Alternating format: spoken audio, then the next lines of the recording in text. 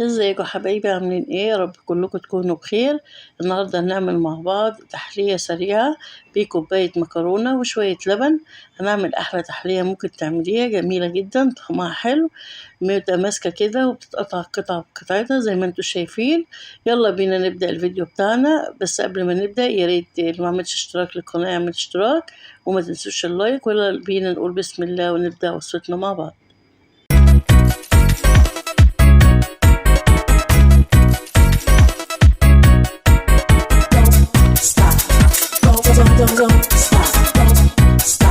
اول حاجه هنجيب كده حله ونحطها على النار وفيها ميه طبعا، ولما الميه تبتدي تغلي هننزل كده بكوبايه من المكرونه. النهارده انا مستخدمه مكرونه صغيره، لو انت حابه تستخدمي مكرونه قلم او اسباجيتي براحتك. سيب المكرونه بقى لما تستوي وتعدي السوا، يعني تتهري اكتر، يعني تستوي اكتر من اللازم. بعد كده هاخدها بقى على الخلاط واضربها كويس قوي، انعمها بدون ميه، مش هزود ميه، هي بالميه بتاعتها. تمام كده، لما توصل للكريمي تبقى بالشكل ده كده، ده المطلوب. بعد كده هنروح للخطوه التانية. هنجيب كده رتل من الحليب، هننزل عليه بكوباية كبيرة من السكر ويباكو من الفانيليا، ولو بتستخدمي فانيليا سايبة معلقة فانيليا مش سايبة عادي. بعد كده هنزل عليهم بمعلقة كبيرة من النشا. أنا النهاردة استخدمت بودنج. البودنج بالفانيليا بيدي طعم خطير لأي وصفة، حاجة حلوة بتعمليها حطيه، بيدي طعم جامد جدا. حطيت أنا كده معلقة وابتديت أدوب كده لغاية، عشان النشا لازم يدوب قبل ما نرفعه على النار عشان ما يعملش كتلات. بعد ما دوبت كده هنروح بقى للمكرونة ونبتدي ننزل الحليب عليها ونقلب كده كويس. طبعا كل ده على البارد لسه. بعد ما اقلب كده هولع عليها البوتاجاز تاني، ونبتدي بقى نولع ونسيبها على النار بالشكل ده كده.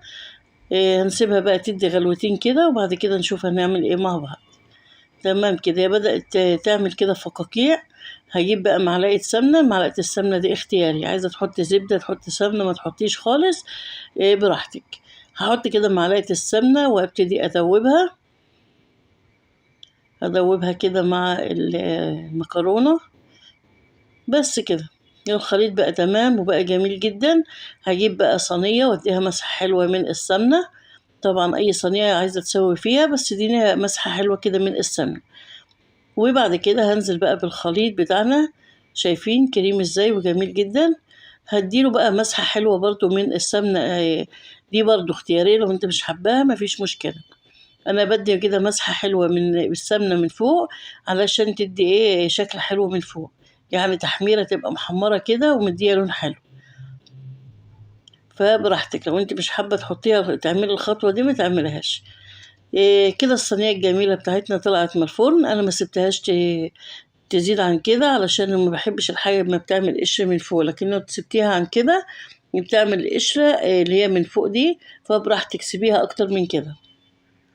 وطلعت جميلة متماسكة كده. انا سبتها طبعا تبرد، شايفين بتتقطع القطعة بقطعتها ازاي، وطعمها مش عايزة اقولك خطير بجد، طعمها حلو قوي. والبودنج ده اداها طعم، اداها تطعيمة حلوة قوي. شايفين جميلة جدا، يا ريت تجربوها تعجبكم كده. الفيديو بتاعنا خلص، اشوفكم بخير، باي باي.